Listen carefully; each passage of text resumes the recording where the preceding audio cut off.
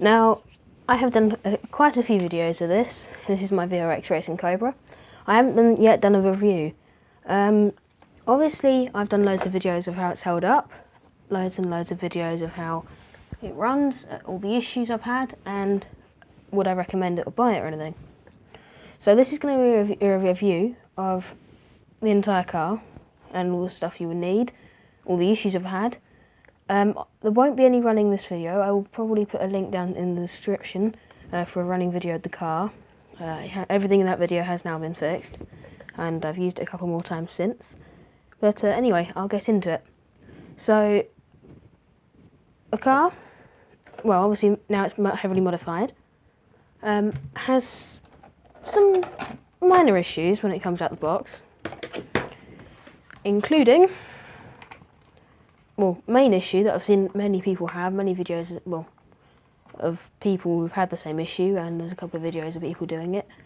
Front chassis plate is relatively weak. I did hit a curb. I don't think I was going full throttle, but it did snap. It also took out a little tiny bit of the gearbox housing right there, which is why the screw's missing, because it fell out. So that is probably the number one issue with the car if you're ever going to do anything, because if you hit a jump wrong and land it at a bit of an angle, that will probably eventually happen. Well, if you don't do that, it will happen eventually. It's a very weak part and seems to have quite a lot of stress on it then. Now the other issue that I've had, well, happened to me loads, well, there are actually two issues. The body posts are very weak. I've got this one here. I haven't yet installed it. I only got this a couple of days ago. They break off. This will be the third one. I've cut it down hoping that it's too long and it keeps hitting the ground, which is why it keeps breaking. So I've cut that down. Just got one hole. Hopefully that will stop it from breaking. The rear body post, I think I've only broken one, I think. But that, you know, that broke really easily. I think that was on video when I broke the other one of this and this. And the servo saver. Now, it does do a very important job, and I wouldn't recommend getting rid of it or doing anything to bypass it or anything like that, because, well, I accidentally glued it together. I put a little bit too much glue on. I have glued this one now, and it still works. In the video I did about the servo saver fix, I glued it too much, and when it dripped down, so the spring, I can't put the spring back on because it's quite awkward and takes two people, but the spring got glued to the main body of the servo saver. So you will need spares of the servo saver, body posts. I have got a spur gear, haven't yet needed it. Well, I actually got the diff internals, but this came with the diff internals. At the moment this is in relatively good shape. I mean, eventually it will strip out because it's plastic. A lot of metal ones eventually do that. I have broken one of these, ring gear around the diff. I'll show you that later when I get to all the sort of issues and parts I've broken. They're the major issues that I and many other people have. All of those have broken for me and quite a few other people and on similar cars. So, reliability. So once it's upgraded, it is very good, very fun to use, and, well, only when it runs generally. I have had quite a few issues with minor things going wrong. Every time I seem to take it out, something goes wrong.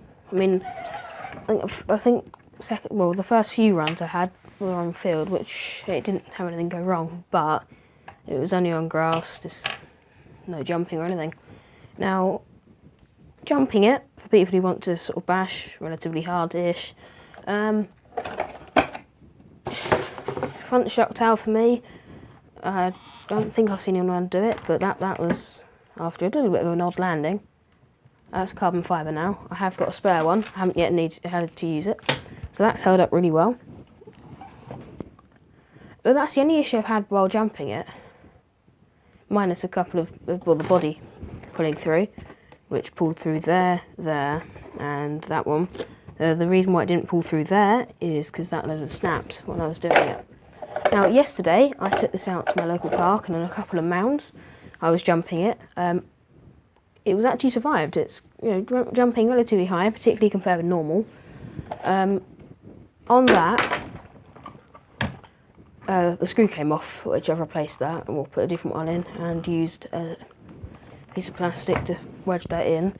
The top brace is actually quite important, particularly on the front. It squeaks around, it's a bit loose. So, well, I seem to have made it relatively reliable at the moment. So, it's now reliable, somewhat. I'm going to keep on doing it, but it jumped really well. I think I crashed a couple of times quite badly, and that popped off. These rear two shocks here, they popped off the ball. I can't push them back in, but they're not going to do anything there, and they can't pop off again. I'm just going to leave it. It's sort of more hassle than it'd be worth to. I did kill a servo when I glued the servo saver together. No, not that one. But I've put a Power Hobby 20 kilo in there. So far it's really good. Quite a lot faster, more torque. It is hard to get used to because I'm quite used to slower servos. All the cars I've had that have been hobby grade use questionable servos. This comes with a 9 kilo, which I did kill, but it was my fault. It was only a 9 kilo plastic servo, which is kind of to be expected, to be honest. I mean, it did last quite well. It does its job. It was quite slow though. It would have been quite nice for it to be faster. This does weigh a lot more. Well, not a lot more, but in the size of the turbo. It doesn't weigh a lot in the comparison to the car though. So the ESC fans, I have had a couple of these start to snap. So I think I might be putting another ESC in, which will probably give it a little bit more power. Now this is just me. I haven't really seen any other people do it. I stripped out hex and the wheel, which stripped out the hex and the wheel on an old one. This is why I've got FGX Bugster wheels on. These are more suited to what I do. These do really well off-road. They don't grip as well on-road, which doesn't really matter to me really, because it's quite fun sliding around in different surfaces. So on road and dry grass, these slide around. On grass, these are really grippy. I haven't yet done it in sort of mud, like proper wet mud, as it hasn't really been raining recently, which is actually quite nice. It normally rains quite a lot.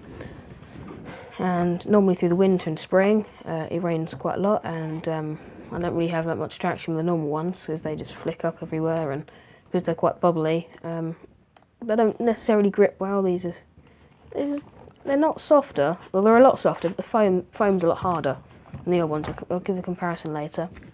So the car is good.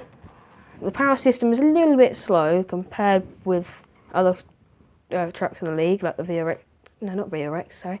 JLB cars, like the JLB Cheetah, the Vickard Bison. But I mean, it's probably good for not beginners, but people in the hobby that want an upgrade that's a little bit fast, just to get used to speed. It's obviously brushless, at least my one is. They do sell a brush version, which I imagine would be a lot stronger because the gears would have less stress on them, and so would well, you wouldn't be able to jump it as high. The motor has got a bit more, hotter recently, and I stripped out the diff internals. Nothing really did that for that. Well, it was before I started jumping the car, so I've got no clue why they stripped out. But I've put a diff lock in there, which does lock it up really well. It's a lot more fun. I haven't had any issues except a ring gear on the diff on the front, which was from braking too hard, and it sort of did a cartwheel, which, yeah, it does happen. A lot more now anyway, so you have to be a little bit more careful on the brakes. But it's a lot more responsive and it's more fun. So I mean, if I do kill a couple of bits along the way, and it cools better over curbs and all sorts, it's much better now. I prefer it. So they are the main issues. Right, now to get on the good bits. Where do I start?